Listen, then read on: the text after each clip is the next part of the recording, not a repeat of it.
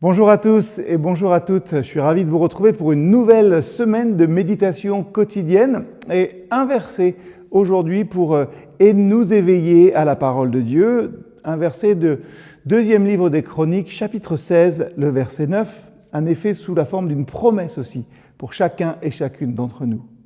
En effet, le Seigneur promène ses regards sur toute la terre afin de soutenir ceux qu'il aime de tout leur cœur. Que cherche Dieu dans le monde ? Dans cette semaine, nous allons parler de consécration, de service. Il est bon de rappeler que ce que le Seigneur recherche avant tout, ce sont des adorateurs. Oui, Dieu ne cherche pas des gens pour travailler pour lui. Le Seigneur promène ses regards sur toute la terre afin de soutenir ceux qu'il aime de tout leur cœur. C'est lui, finalement, le grand travailleur. C'est lui qui a les épaules assez larges pour nous soutenir dans tout notre service. C'est lui le plus fort. C'est une chose qui est parfois difficile à accepter pour nous. Le Seigneur travaille pour nous. Ésaïe 64, verset 3 et verset 4. Jamais on n'a entendu dire, jamais on n'a remarqué, jamais on n'a vu qu'un autre Dieu que toi ait agi de la sorte pour celui qui compte sur lui. Tu viens à la recherche, à la rencontre de ceux qui font ta volonté, qui le font avec joie et qui pensent à suivre les chemins que tu as tracés. Qu'est-ce que Dieu attend de nous ? Finalement, pas ce que nous pensons, pas ce à quoi nous pourrions nous attendre. Il reproche d'ailleurs à Israël de lui faire beaucoup de sacrifices. Je n'irai pas prendre un taureau chez toi, ni des boucs dans tes enclos, car toutes les bêtes des forêts et les animaux sur les montagnes sont à moi, par milliers. Je connais tous les oiseaux des montagnes et tout le gibier est à ma disposition.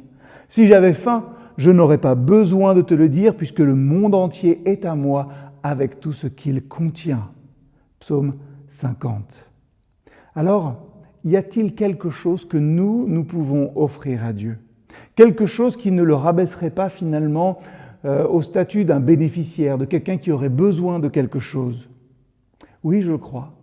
Le Seigneur attend nos angoisses, il attend nos besoins, nos cris pour que son pouvoir, sa puissance puisse agir, qu'il puisse se manifester dans nos vies. C'est un commandement finalement, déchargez-vous sur lui de tous vos soucis car il prend soin de vous. 1 Pierre 5, verset 7. Dieu recevra volontiers de nous tout ce qui montre notre dépendance et sa toute suffisance.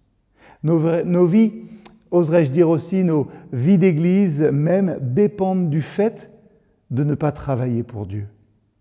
Celui qui travaille reçoit un salaire. Ce salaire ne lui est pas compté comme un don gratuit, il lui est dû. Mais quand une personne, sans accomplir de travail, met sa confiance en Dieu qui peut rendre juste le pécheur, Dieu tient compte de sa foi pour la reconnaître comme juste. Les ouvriers ne reçoivent aucun cadeau, ils reçoivent leur dû, ils reçoivent leur salaire. C'est Dieu qui travaille, c'est lui qui nous justifie. Dieu est l'ouvrier dans l'œuvre de salut, pas nous. Et ce qu'il obtient, c'est la gloire d'être finalement le bienfaiteur, le sauveur de l'humanité et pas le bénéficiaire d'un quelconque service que nous pourrions lui rendre.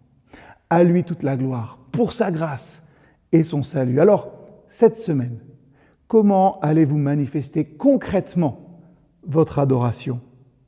Et si vous viviez vos engagements avec cette perspective ?